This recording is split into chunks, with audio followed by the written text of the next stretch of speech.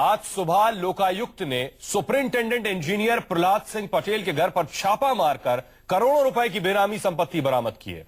प्रहलाद सिंह नर्मदा घाटी विकास प्राधिकरण में सुपरिंटेंडेंट इंजीनियर के पद पर तैनात हैं। लोकायुक्त की टीम ने पटेल के किचन के बर्तनों से और बिस्तर के नीचे से नोटों की गड्डियां बरामद की हैं। लोकायुक्त ने जब छापा मारा तो प्रहलाद पटेल के यानी सुपरिंटेंडेंट इंजीनियर के किचन में रखे बर्तनों से नोटों की गड्डियां मिली हैं। न सिर्फ बर्तनों में रखी थी गड्डियां, बल्कि बिस्तर के अंदर भी ये नोट छिपाए गए थे।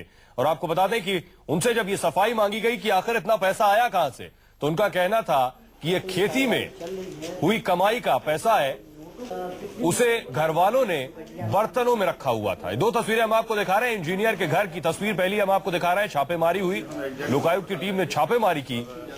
और दूसरी तस्वीर हम आपको दिखा रहे हैं, नोटों की गड्डियां रखी हैं, गिनाई लगातार जारी है।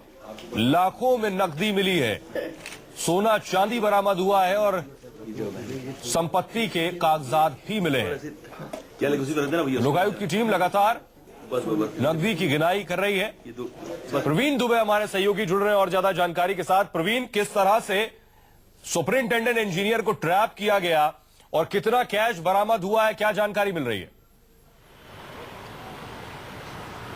देखिए, अभी तक गिनती का काम चल रहा है। मैं आपको बता दूं कि लोकायुक्त के पास क्लियर इनपुट था। दो चीजें इसमें बहुत काबिले गौर है। एक तो ये कि ये इसके पहले जिस डिपार्टमेंट में था, इरिगेशन में, उसी डिपार्टमेंट में अरविंद जोशी नाम के एक आईएएस जो प्रिंसिपल सेक्रेटरी, उनके पास 350 करोड़ रुपए मिला था।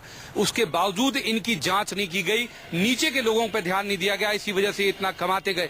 और अभी ये जिस भी डिपार्टमेंट में है, नर्मदा वैली डिपार्टमेंट में, मुख्यमंत्री उसके मुखिया पिछले 2 साल से है।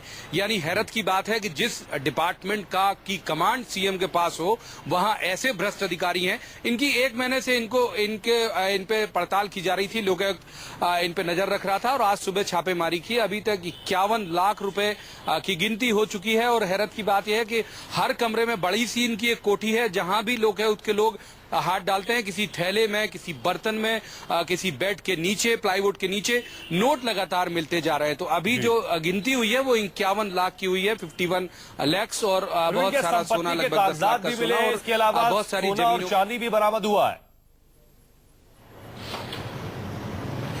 जी हाँ, उनके पास भोपाल में एक प्लॉट, एक दुकान, इस घर के अलावा, और रायसेन में 13 एकड़ खेती और भी कुछ खेती और जो निवेश है उसके कागजात मिले हैं। और जेवर भी मिले हैं। अभी जेवरों का आकलन किया जाना है कि उनकी कीमत कितनी होगी, लेकिन सोने और चांदी के जेवरात भी मिले। और बहुत सारे हिस्से में उनके पूरे घर को खंगालने में भी लोकायुक्त को टाइम लग रहा है। जी प्रवीण, अपनी सफाई में सुपरिंटेंडेंट इंजीनियर ने कहा है कि जो कमाई है ये खेती की कमाई है और घर वालों ने बर्तनों में रखे हुए थे ये नकद रुपया।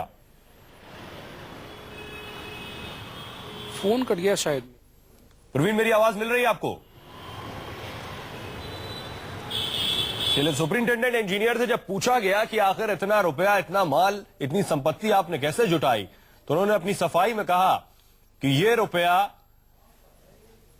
उनकी एग्रीकल्चर इनकम है, यानी खेती बाड़ी में जो उन्होंने इतना नगद कमाया है वो रुपया है। और उनसे पूछा गया कि आखिर ये घर के बर्तनों और बिस्तरों में क्यों छिपा के रखा है, तो इसके जवाब में इंजीनियर ने कहा कि बैंक में क्या पैसा रखा जाता है। तो शिवराज, और दिलचस्प बात यह कि जिस डिपार्टमेंट में सुपरिंटेंडेंट इंजीनियर है, यानी नर्मदा घाटी विकास प्राधिकरण में प्रहलाद सुपरिंटेंडेंट इंजीनियर है, इसी प्राधिकरण के मुखिया खुद सूबे के मुख्यमंत्री शिवराज सिंह चौहान है।